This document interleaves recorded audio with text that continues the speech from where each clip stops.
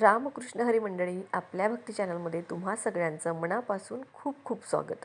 आज आपण अन्नपूर्णा जयंतीची व्रतकथा बघणार आहोत. एकेकाळी काशी शहरात धनंजय नावाचा एक ब्राह्मण राहत होता. त्याच्या पत्नीचे नाव सुलक्षणा होते. दोघंही आनंदी होते, पण एक अडचण होती. त्यांच्याकडे पैशाची कमतरता होती आणि ही समस्या त्यांना सतत त्रास देत होती. एके दिवशी सुलक्षणा आपल्या पतीला म्हणाली, स्वामी, काही उपाय केलेत तर घरची कामे होतील. किती दिवस या गरिबीचा सामना करायचा. तिच्या पतीने बोललेले हे शब्द धनंजयाच्या मनात अडकले आणि त्याने भगवान शंकराची पूजा करण्याचा निर्णय घेतला. धनंजय यांनी एक आठवडा निर्जल उपोषण केले. त्यांच्या व्रताने भगवान शिव प्रसन्न झाले, पण त्यांनी धनंजयाला प्रत्यक्ष दर्शन दिले नाही, तर त्यांच्या स्वप्नात येऊन त्यांचे नाव घेतले. धनंजयाच्या स्वप्नात भगवान शिव प्रगट झाले आणि अन्नपूर्णाने त्यांच्या कानात कुजबुजले. धनंजय झोपेतून जागा झाला तेव्हा त्याला काहीच समजले नाही. त्याने ब्राह्मणाला विचारले. ब्राह्मण म्हणाले, तुम्ही अन्न सोडले आहे म्हणून तुम्ही फक्त अन्नाचा विचार करता. घरी जा आणि जेवा. धनंजयाने घरी जाऊन सर्व प्रकार पत्नीला सांगितला. सुलक्षणा म्हणाली, नाथ, काळजी करू नकोस. भगवान शिवाने हा मंत्र दिला आहे. याचा अर्थ ते तुला समजावून सांगतील. धनंजय पुन्हा भगवान शिवाची पूजा करायला बसला. रात्री भगवान शिवाने त्याला एका दिशेने जाण्याची आज्ञा दिली. अन्नपूर्णा नावाचा जप करत प्रवास सुरू केला. वाटेत त्याला फळे खायची आणि झऱ्याचे पाणी प्यायला मिळाले. अनेक दिवस चालत तो एक सुंदर जंगलात पोहोचला. एका तलावाच्या काठी अनेक अप्सरा बसल्या होत्या आणि त्या अन्नपूर्णेच्या व्रताबद्दल बोलत होत्या. धनंजयाने त्याला विचारले, हे काय व्रत आहे? कसे पाळले जाते? ती म्हणाली, हे व्रत 21 दिवस पाळले जाते. जर 21 दिवस करता येत नसेल तर 1 दिवस उपवास करा आणि ते शक्य नसेल तर कथा ऐकूनच प्रसाद घ्या. या उपवासाने आंधळ्याला दृष्टी प्राप्त होते, लंगड्याला हातपाय मिळतात, गरिबांना संपत्ती मिळते आणि वांझांना मुलं होतं. धनंजय म्हणाला, माझ्याकडे काही नाही. या व्रताचा मंत्र द्याल का? ती म्हणाली, हो, तुला फायदा होईल. हा धागा घे. धनंजयाने उपवास केला आणि जेव्हा त्याला उपवास पूर्ण झाला तेव्हा त्याला तलावात 21 भाग असलेली सोन्याची शिडी दिसली. तो पायऱ्या उतरून अन्नपूर्णेच्या मंदिरात पोचला, जिथे अन्नपूर्णा देवी तिला भिक्षा देण्यासाठी उभी होती. धनंजयाने देवीच्या पाया पडून प्रार्थना केली. देवी म्हणाली, तुझी इच्छा असेल ते तुझ्याकडे येईल. देवीने त्याला बीज मंत्र दिला आणि सांगितले की आता त्याच्या प्रत्येक छिद्रात ज्ञानाचा प्रकाश असेल. तो काशी विश्वनाथाच्या मंदिरात उभा असल्याचे धनंजयाने पाहिले. धनंजयाने घरी येऊन सगळा प्रकार सुलक्षणाला सांगितला. देवीच्या कृपेने त्याच्या घरात धनाचा वर्षाव झाला. एक छोटेसे घर आता मोठे आणि आलिशान दिसू लागले होते. अनेक नातेवाईक आणि लोक येऊन त्याच्या संपत्तीचे कौतुक करू लागले. काही काळानुसार सुलक्षणाला मूल होत नसल्याने नातेवाईकांनी त्याला धनंजयासोबत पुन्हा लग्न करण्याचा सल्ला दिला. धनंजयाची इच्छा नसतानाही तिला पुन्हा लग्न करावे लागले. नवीन बायकोला व्रताबद्दल काहीच माहीत नव्हते. त्याला उपवासाचा धागा तोडताना पाहून देवी संतापली. घराला आग लागली आणि सर्व काही जळून खाक झाले. सुलक्षणाने आपल्या पतीला परत बोलावले आणि म्हणाली, आईची कृपा अलौकिक आहे. केवळ श्रद्धा आणि भक्तीने आपण पुन्हा सुखी होऊ.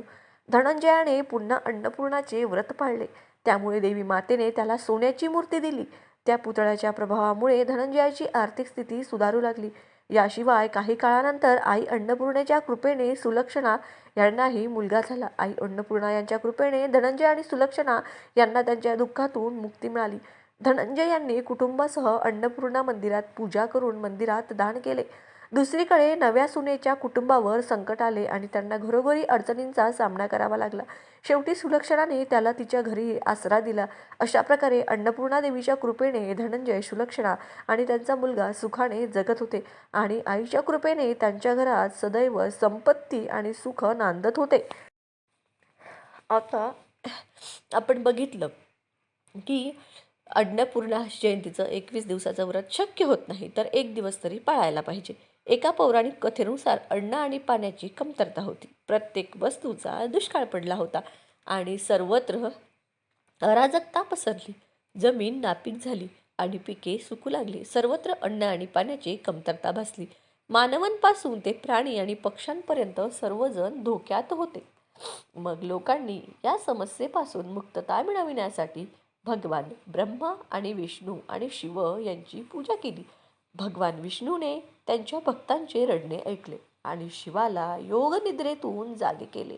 मग सर्वांच्या कल्याणासाठी शिवाने भिक्षुकाचे रूप धारण केले आणि माता पार्वतीने माता अन्नपूर्णाचे रूप धारण केले. भगवान शिव यांनी भिकाऱ्याच्या रूपात देवी अन्नपूर्णेकडे भिक्षा मागितली आणि आईने भिक्षेच्या स्वरूपात अन्न दिले. भगवान शिव यांनी दान म्हणून मिळालेले अन्न पृथ्वीवरील सर्व प्राण्यांमध्ये वाटले, ज्यामुळे पृथ्वी पुन्हा एकदा संपत्तीने आणि धान्याने भरली. असे म्हटले जाते की या घटनेनंतर दरवर्षी मार्गशीर्ष महिन्याच्या पौर्णिमेच्या दिवशी अन्नपूर्णा जयंती साजरी केली जाऊ लागली, कारण तो दिवस म्हणजे मार्गशीर्ष महिन्यातली पौर्णिमा आणि तिची मातेचा जन्म झाला. म्हणून अन्नपूर्णा जयंती ही आपण मार्गशीर्ष महिन्याच्या पौर्णिमेच्या दिवशी साजरी करतो. आता बघा, आपल्या घरामध्ये अन्नपूर्णा मातेची मूर्ती असेल तर स्वच्छ पाण्याने का होईना तिच्यावर ओम अन्नपूर्णाय नमः म्हणून अभिषेक करायचा. अन्नपूर्णा जयंतीच्या दिवशी पूजा विधी कशी करावी याचा संपूर्ण व्हिडिओ मी आपल्या चॅनलवरती अपलोड केलेला आहे. बघा, तुम्हाला तशा पद्धतीने पूजा करायची आहे, मात्र तुम्हाला ती पूजा करायला जमत नाही आहे तर तुम्ही निदान ही कथा तरी ऐका. अन्नपूर्णा मातेचं व्रत हे 21 दिवसांचं असतं, ते करायला जमत नाही, मात्र एक दिवस तरी मार्गशीर्ष पौर्णिमेच्या दिवशी आपल्याला ते करायचं असतं. बघा, आता नेमका गुरुवार आलेला आहे, त्याच्यामुळे सगळ्या महिलांचा उपवास हा असणारच आहे. दत्तजयंती आहे, उद्या भरपूर सेवा आपल्याला करायच्या आहेत. माता लक्ष्मीबरोबर भगवान विष्णूंची सेवा देखील करायची आहे. दत्त जयंती साजरी करायची आहे. ओम अन्नपूर्णाय नमः, अन्नपूर्णा देवीची पूजा करायची आहे. 108 वेळा अन्नपूर्णाय नमः या मंत्राचा जप करा. अन्नपूर्णा स्तोत्र यूट्यूबला लावून द्या, मनोभावे ते श्रवण करा. बघा, आपल्याला जेवढा आपल्याकडनं शक्य होईल ना महिलांनो, उद्याचा दिवस खरंच चुकवू नका.